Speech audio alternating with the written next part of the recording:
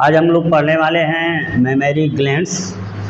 तो mammary glands या breast कहा जाता है इसे।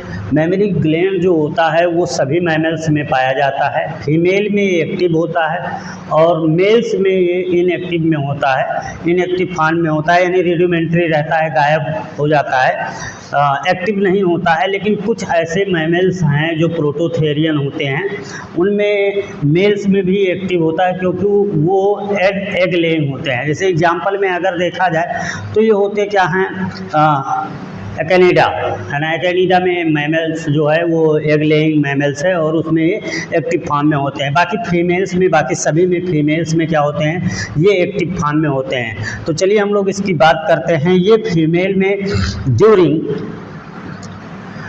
ड्यूरिंग जो है पेबर्टी टाइम ये क्या होता है कि इसका जो साइज होता है वो बड़ा हो जाता है, लार्ज इन साइज में होता है। किसकी वजह से होता है? कुछ हार्मोन्स होते हैं, हार्मोन्स की वजह से होता है, जैसे एस्ट्रोजन हार्मोन्स और प्रोजेस्टेरॉन हार्मोन्स। मैं यहाँ थोड़ा सा आपको बताना चाहूँगा, इसमें 3 हार्मोन्स क्या होते हैं, इन्वॉल्व होते हैं, एस्ट्रोजन, प्रोजेस्टेरॉन और ह्यूमन प्लेसेंटल लैक्टोजन हार्मोन्स।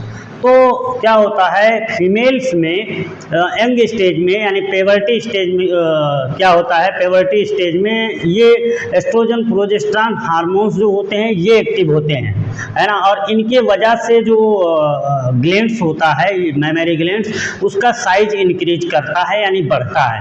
लेकिन जब फीमेल प्रेग्नेंट होती हैं तो उस समय क्या होता है कि ह्यूमन प्लेसेंटल लैक्टोजन जो हार्मोन्स होता है, इसके कारण भी क्या होता है, जो मेमोरी ग्लैंड्स है या ब्रेस्ट जो होता है वो साइज में इंक्रीज होता है।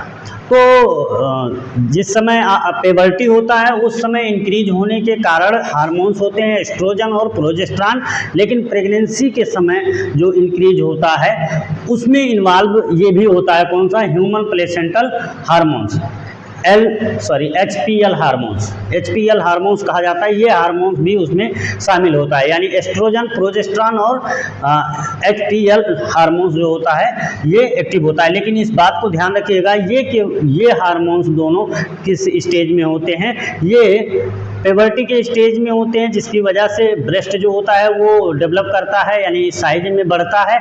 लेकिन प्रेगनेंसी के समय क्या होता है, ये हार्मोन्स भी एक्टिव हो जाता है, जो प्लेसेंटा के द्वारा, किसके द्वारा, फीमेल प्लेसेंटा के द्वारा क्या होता है, ये सिक्रीट्स होता है लैक्टोजन हार्मोन्स। इस हार्मोन्स के कारण जो है ब्रेस्ट जो है बढ़ता है।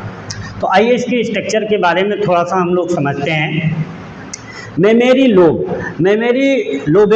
कहा जाता है या लोब्यूल भी कहा जाता है। इसमें 15 से 20 जो है लोब्यूल्स पाए जाते हैं। ये कितने, 15 से 20 यानी 15 to 20 लोब्यूल्स पाए जाते हैं ब्रेस्ट में। और इसका काम क्या होता है कि ये जो है इनमें मेमोरी एल्विलस पाया जाता है। मेमोरी एल्विलस आपको मैं थोड़ा सा समझाना चाहूँगा। मेमोरी एल्विलस जो सेल्स होता है, ये सेल्स होता है एपिथेलियल सेल्स। क्या होता है, एपिथेलियल सेल्स होता है इसमें। और ये एपिथेलियल सेल्स से ही क्या होता है, मिल्क का प्रोडक्शन होता है। किसका, मिल्क का प्रोडक्शन होता है ना, मिल्क का प्रोडक्शन होता है इन सेलों के द्वारा। ब्रेन में जो पिट्यूटरी ग्लैंड्स पाया जाता है, पिट्यूटरी ग्लैंड्स में, है ना, कौन से, इंटीरियर पिट्यूटरी जो होता है, इससे एक हार्मोन्स का सिक्रीशन होता है जिसका नाम है प्रोलैक्टिन, है ना। प्रोलैक्टिन हार्मोन्स का सिक्रीशन होता है, जिससे क्या होता है कि इसमें यानी लोब्यूल्स में, मेमोरी लोब्यूल में क्या होता है, या एल्विलस आप कहिए, उसमें क्या होता है, मिल्क का प्रोडक्शन होता है। क्या होता है, मिल्क का प्रोडक्शन होता है। उसके बाद पाया जाता है मेमोरी डक्ट। तो मेमोरी डक्ट यानी एल्विलस से जो मिल्क होता है वो आता किस में है, मेमोरी डक्ट में आता है। कब आता है, जब ऑक्सीटोसिन हार्मोन्स का सिक्रीशन होता है। किसका सिक्रीशन होता है, ऑक्सीटोसिन हार्मोन्स का सिक्रीशन होता है। ऑक्सीटोसिन हार्मोन्स का सिक्रीशन जब होता है कि जब जो प्रेगनेंसी होती है उसके बाद आफ्टर बर्थ ऑफ चाइल्ड, यानी बच्चे का जन्म होने के बाद क्या होता है कि जो मिल्क होता है वो कहाँ आने लगता है, मेमोरी डक्ट में आने लगता है। है, और उसके बाद मेमोरी डक्ट से मेमोरी डक्ट में आता है, मेमोरी डक्ट से आता है यम्पुला रीजन पे। कहाँ आता है? यम्पुला पे, और यम्पुला से लैक्टिफेरस डक्ट में आता है, और निप्पल के थ्रू ये क्या होता है? आउटसाइड ऑफ द ब्रेस्ट होता है, या outside of the mammary glands होता है ना। किसके? यानी जो बेबी होता है उसके सक करने के बाद जो है मिल्क जो है बाहर निकलता है निप्पल के थ्रू। तो यहाँ आप देख रहे होंगे एरोला। एरोला क्या होता है? जो ब्लैक पार्ट्स होता है। मैं आपको थोड़ा सा क्लियर समझाने का बात प्रयास करता हूँ। जैसे ये मान लीजिए क्या है, हम जो है मेमोरी ग्लैंड्स है। अब मेमोरी ग्लैंड्स में कुछ ब्लैक स्पॉट्स पाए जाते हैं, और ब्लैक स्पॉट्स पे यहाँ निप्पल होता है। तो ये जो रीजन होता है, ये रीजन, इसे हम क्या कहते हैं? एरोला कहते हैं। क्या कहते हैं? एरोला। और यहाँ बहुत सारे सेविकस ग्लैंड्स यहाँ होते हैं, और ये सेविकस ग्लैंड्स जो होते हैं ये सेबम का सिक्रीशन करते हैं। किसका? सेबम का सिक्रीशन करते हैं, जिसकी वजह से क्या होता है, जो ये एरिया होता है, ये एरिया ये क्या रहता है ना, इसके सिक्रीशन के वजह से क्या होता है, ये मुलायम रहता है, यानी आप कह सकते हैं लचीला रहता है ये, है ना, जिससे जो फीडिंग बच्चे करते हैं, फीडिंग करने में उन्हें आसानी होती है। तो ये रीजन किसका होता है? एरोला का रीजन होता है। और अगर ग्लैंड्स की हम बात करें, यानी मीन्स जो ब्रेस्ट होता है, ये ब्रेस्ट एक्चुअली में मॉडिफाइड ब्रेस्ट होता है। पहले ये जो होता है ये स्वेट ग्लैंड होता है। क्या होता है? स्वेट ग्लैंड, यानी पसीने को बाहर निकालने का काम करता है। लेकिन आफ्टर प्यूबर्टी ये किस में कन्वर्ट हो जाता है? मिल्क ग्लैंड में कन्वर्ट हो जाता है, यानी मेमोरी ग्लैंड में कन्वर्ट हो जाता है। तो ये फीमेल्स में पाया जाता है। फीमेल्स में ये एक्टिव फॉर्म में होता है। किस समय एक्टिव होता है? आफ्टर प्यूबर्टी ये एक्टिव फॉर्म में होता है। तो आई होप आप समझ पाए होंगे कि इसमें हार्मोन्स के कुछ देन होते हैं, यानी हार्मोन्स के रेगुलेशन के कारण ये ऐसा होता है। कौन कौन से हार्मोन होते हैं? एस्ट्रोजन होता है, प्रोजेस्टेरॉन होता है, और HPL हार्मोन्स होता है। और HPL हार्मोन्स, इस बात को ध्यान रखिएगा कि HPL हार्मोन प्रेगनेंसी के समय सिक्रीट होता है। किसके द्वारा? प्लेसेंटा के द्वारा। इसीलिए इसका नाम दिया गया ह्यूमन प्लेसेंटल लैक्टोजन, है ना, यानी ह्यूमन के प्लेसेंटा के द्वारा सिक्रीट होता है ये, इसीलिए इसका नाम दिया गया ह्यूमन प्लेसेंटल लैक्टोजन। तो प्रोलैक्टिन हार्मोन्स, देखिए अब थोड़ा सा बात को समझिएगा।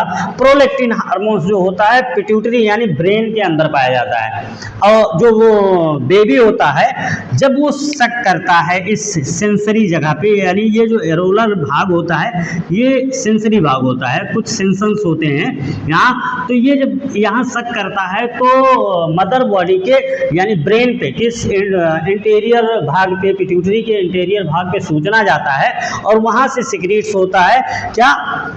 Prolactin hormones. और ये जब हार्मोन सिक्रीट होता है तो यहाँ जो दूध होता है यानी मिल्क होता है वो बनना स्टार्ट हो जाता है, बनता है।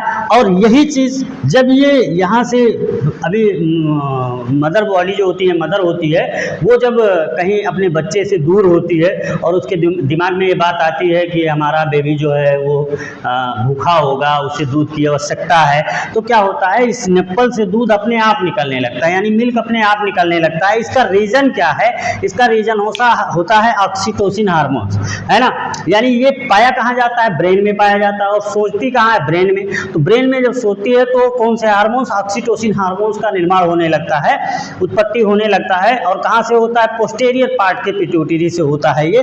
और इसका काम होता है एजेक्शन ऑफ मिल्क, यानी मिल्क को बाहर करना, है ना। तो मिल्क अपने आप क्या होता है? बाहर आना स्टार्ट हो जाता है। तो इन दोनों हार्मोन्स का भी बहुत बड़ा रोल होता है, प्रोलैक्टिन का और ऑक्सीटोसिन का। और ये हार्मोन्स जो होते हैं एक्टिव कब होते हैं? ये आफ्टर डिलीवरी एक्टिव होते हैं, है ना। यानी प्रोलैक्टिन हार्मोन्स तो मिल्क के बनाने में मदद करता है, लेकिन ऑक्सीटोसिन हार्मोन्स यानी जब बच्चा जन्म लेता है उसके बाद पूर्णतः ये एक्टिव होता है, क्या करने के लिए? दूध जो होता है यानी मिल्क को बाहर निकालने के लिए, यानी एजेक्शन करने में मदद करता है। तो ये चीज़ें आप समझ पाए होंगे। और प्लस क्या होता है कि इसमें एडिपोज टिश्यूज पाए जाते हैं जिसमें फैट इकट्ठा होता है। क्या होता है? फैट होता है। और एक्चुअली में ये जो ग्लैंड्स होता है पूरा फैट से बना हुआ होता है, फैट से ढका हुआ होता है। तो इसके सभी साइड्स में फैट पाए जाते हैं। और ये रिब्स से लगा होता है। किससे? रिब्स मसल्स होते हैं, है ना। तो रिब्स से लगा होता है, जो हमारी पसलियाँ होती हैं उससे लगा होता है। तो ये एक्चुअली में यानी आप यहाँ समझ पाए होंगे कि मेमोरी लोब कितने पाए जाते हैं, 15 से 20 मेमोरी लोब्स पाए जाते हैं जिसमें मिल्क का प्रोडक्शन होता है, इसमें पाया जाता है। एल्विलस जिसमें एपिथेलियल सेल्स पाए जाते हैं जो क्या करते हैं, मिल्क का प्रोडक्शन करते हैं। और मिल्क जो होता है वो आता कहाँ है, मेमोरी डक्ट में आता है। मेमोरी डक्ट से कहाँ आता है, एम्पुला। हम डक्ट कह सकते हैं, उससे ट्यूब्यूल भी कह सकते हैं। क्या कह सकते हैं, ट्यूब्यूल भी कह सकते हैं, मेमोरी ट्यूब्यूल भी कहते हैं। तो सीक्वेंशियल अगर इसे समझा जाए तो कैसे समझा जा सकता है कि लोब में प्रोडक्शन होता है। लोब के किस में प्रोडक्शन होता है, एल्विलस में। एल्विलस के इसमें एपिथेलियल सेल में। उसके बाद आता कहाँ है ये, मेमोरी डक्ट या ट्यूब्यूल्स में। ट्यूब्यूल से आता है यम्पुला में, और यम्पुला से आता है लैक्टिफेरस डक्ट में, है ना। लैक्टिफेरस डक्ट से निपल्स के द्वारा आउटसाइड ऑफ द बॉडी होता है जब क्या बेबी सक करता है तो, है ना। और एरोरल जो पार्ट्स होता है ये एक सेंसरी पार्ट्स होता है ना, जो मैं आपको बता चुका हूँ। इसमें कुछ ग्लैंड्स पाए जाते हैं। इस ग्लैंड का नाम होता है सेविकस ग्लैंड्स होता है, और इस ग्लैंड्स की वजह से लुब्रिकेट्स रहता है ना, या आप कह सकते हैं लसीला रहता है, जिसकी वजह से क्या हो कि निप्पल जो हो करेक्ट ना हो, क्या ना हो, करेक्ट ना हो, है ना, जिससे बेबी को कोई प्रॉब्लम नहीं होती है। ये एरोला रीजन पे होता है। तो ये चीज़ें होती हैं। और वेरी वेरी मोस्ट इम्पॉर्टेंट होता है बच्चों में लैक्टेशन की आवश्यकता होती है, यानी बच्चों को फीडिंग करवाना इसलिए आवश्यक होता है क्योंकि 6 महीने तक तो कंपलसरी माना गया है। अभी देखिए क्या होता है कि बच्चे कभी कभी 6 महीने तक माँ का दूध का फीडिंग करते हैं, लेकिन कभी कभी क्या होता है साल, 1 साल, 2 साल तक करते रहते हैं। तो क्यों मतलब दूध आता रहता है, यानी मिल्क क्यों आता रहता है, इसका एक ही रीज़न है। रीज़न ये है कि जो यहाँ सेंसिंग पार्ट्स पाए जाते हैं वो क्या करते हैं, सेंस भेजने का काम करते हैं ब्रेन पे, मदर बॉडी के। और वहाँ से क्या होता है कि प्रोलैक्टिन हार्मोन्स का सिक्रीशन होता रहता है। और प्रोलैक्टिन हार्मोन्स का जब सिक्रीशन होता रहेगा तो क्या होगा, मिल्क का प्रोडक्शन यहाँ होता रहेगा, किसमें, लोब में, है ना, किसमें, मेमोरी लोब में। मिल्क का अगर प्रोडक्शन होता रहेगा तो ऑक्सीटोसिन का सिक्रीशन होगा, तो इजेक्शन होगा, और इजेक्शन होगा तो क्या होगा, निप्पल्स में दूध आते रहेंगे, यानी मिल्क हमेशा आते रहते हैं। तो ये चीज़ें होती हैं इसकी वजह से। और जो मदर मिल्क होता है इसमें बहुत सारे बॉडीज़ पाए जाते हैं बच्चों के लिए, जो बहुत ही लाभदायक होता है उनके स्वास्थ्य के लिए। सो आप लोग आई होप समझ पाए होंगे। इसमें जो टोटल